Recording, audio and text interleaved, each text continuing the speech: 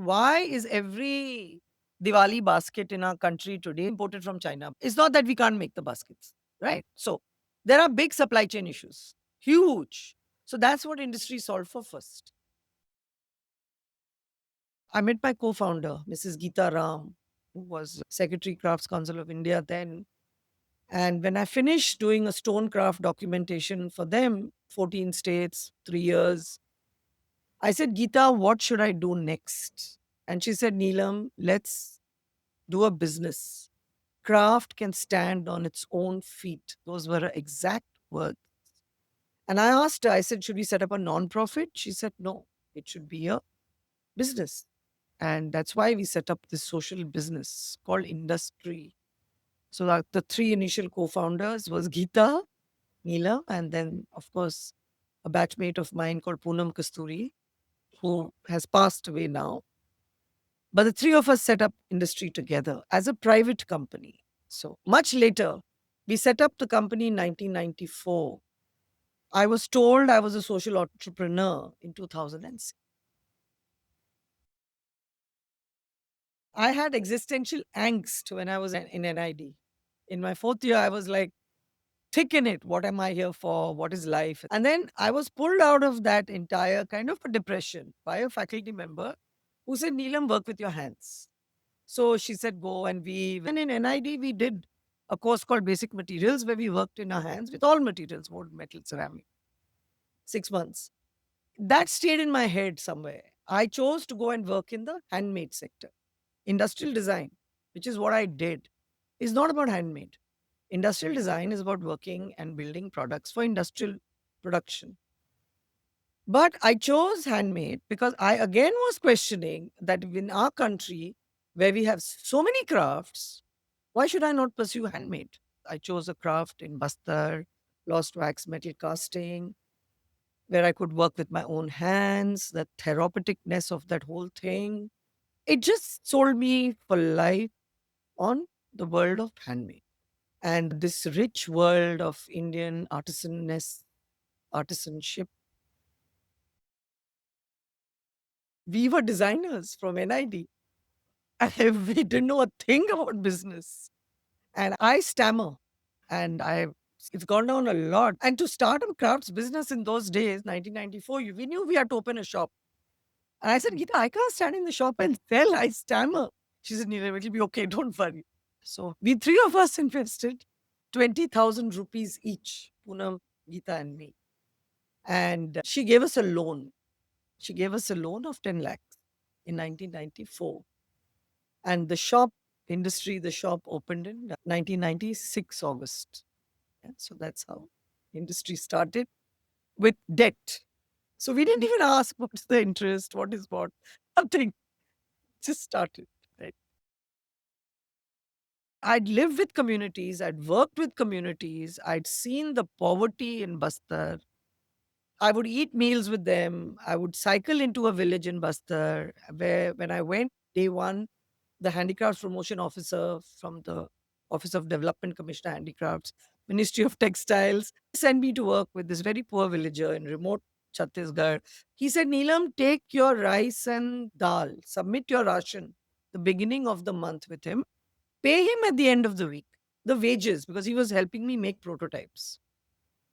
So, they would eat rice and dal, nothing else, day after day after day. And I would eat with them because in those days, there's no restaurant in some village or anything. So, having seen all that, having that lived experience, engaging with communities was just about doing things on their terms. There's no question of our term, right? This is our terms. That never ever existed in our vocabulary. Everything that we have ever done with communities comes from them. We are a reaction. So, under the first C, which is construct, it's about aggregation. Construct your production enterprise, construct and all the facilities for production, the common facility center, and then the professional hand holding is in construct. The second C was capacity, training, soft, hard, everything. Third C is create, design. Everything, if you're going to go to a new market, you need a new design. Fourth C was channel, yeah, which is market. Fifth C is capital. They need working capital to go to market. The sixth C was connect. That how are all these other five C's getting connected? You see, it's orchestration. All these five C's are not linear. They're not linear loops. They are little whirlpool. India has 140 million smallholder farmers. That's a well vetted number. We have the largest number of smallholder farmers in the world. Now, smallholder farming happens one season, no monsoon, maybe another season, no twice. Then, in between, what were the farmers doing for millennia in this country? They were all doing handwork. Their wives, their families, they were making things for the local village, etc., etc., right? There's another very great point. Pre industrial revolution, we were the second largest economy in the world. Why? Because of our handmade. So, markets, we have to create the demand because the people still exist. The people haven't gone anywhere. Yes, there is a huge loss of skills, but still, we have the maximum number of people in the world dependent on this sector. We have built India's largest off farm collectives, which are producer companies owned by the women that make and supply. It was just something we had to do just to make a point. They supply banana bark baskets to IKEA. So we have made a model where 100,000 baskets of same size, same shape, costing right quality can go to a global buyer. It can be done. It took us some 15 years and lots of investment to make it happen, but it's happened. Right?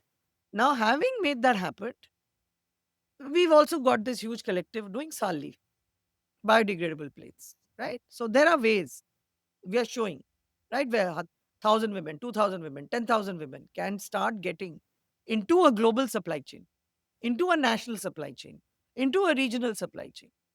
Stop, move them out of doing this local sales, move them to regional, national, global. So we've reinvented the whole concept of handmade for India and the world because globally the need for handmade is not coming down. Look at Etsy. It's at a 4 billion, $5 billion valuation. So everyone's quite clear that curated goods, stuff that's more niche, there is a need for it globally. So I think one of the biggest things that we at industry have done is we've said stop looking at your very narrow Indian market. Because you're right, India is a new economy, it's a new consumer. The Indian consumer cannot be expected to pay even a little higher premium, right? But the guy buying on Etsy is paying a decent enough price for our guys to sell it there. But you will be surprised to know, by the way, Indian makers on Etsy are just 1%. Etsy failed to bring Indian makers onto Etsy, by the way. So I'm very happy to advise any social entrepreneur wanting to work in our space come. Because I'm telling you, a demand is not the issue. It is not the issue. Its supply chain is the issue. And I'll tell you another thing here. Every young social entrepreneur coming into this sector doesn't want to dirty their hands. Nobody wants to get into production. Nobody is getting into supply chain. Maybe 2% are. I shouldn't say nobody. 5% are. But everybody is looking for a quick fix. We worked in grass, worked in screw pine from Kerala, we worked in palm leaf, and we built a niche for industry in natural fibers, right? And we carried that legacy on. The holy grail was IKEA. We got IKEA. When IKEA came in, they said, okay, we can't take all your dyed product. We will only take natural because IKEA compliances on dyeing are stringent, right? So they said, okay, we'll take natural, then banana. So we scaled banana just to prove a point. We proved the point. Then we took Sal. Again, Sal was an opportunity. But it's an endless opportunity, Sal, because the market for biodegradable plate is endless. It's global. It's a throwaway item. You can keep making it. Women, our tribal women, are going into the forest. They're collecting the leaves, and it's a wonderful value chain. Yeah. So phenomenal. Women who are earning like 2 to 5,000 rupees a year are today earning 20, 30,000 rupees a year. And you know what's so great about natural fibers is the climate. Yeah. It's very good for the planet. Yeah, because these are circular economy products. These are products that are just good for the environment, right? Or they are sequestering carbon. So all this has just happened, I would say, organically. And we've stuck with natural fibers and we've built our showcase models on natural fibers. But that doesn't mean that none of these models can go into other value chains. Bamboo is the, I would say, the gold mine because bamboo's global market is phenomenal.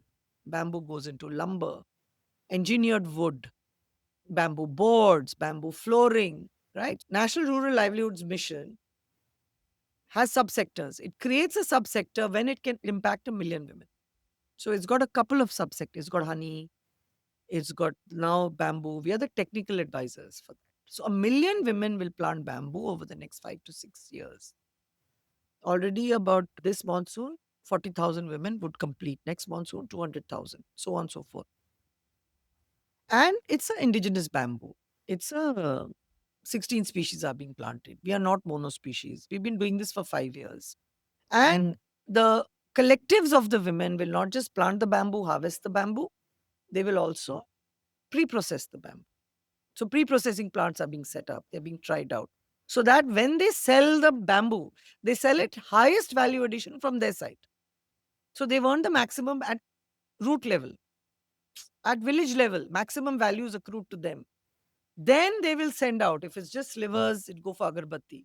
Agarbatti guy can come and collect it from their doorstep. Or if it's for lumber, it's again some strips. Then if it's for, then all the waste will go into pulp for paper. So we've spoken to the largest industries in the country and we'll pick up. But we are doing what is called rural industrialization, rural revitalization, using bamboo as an example.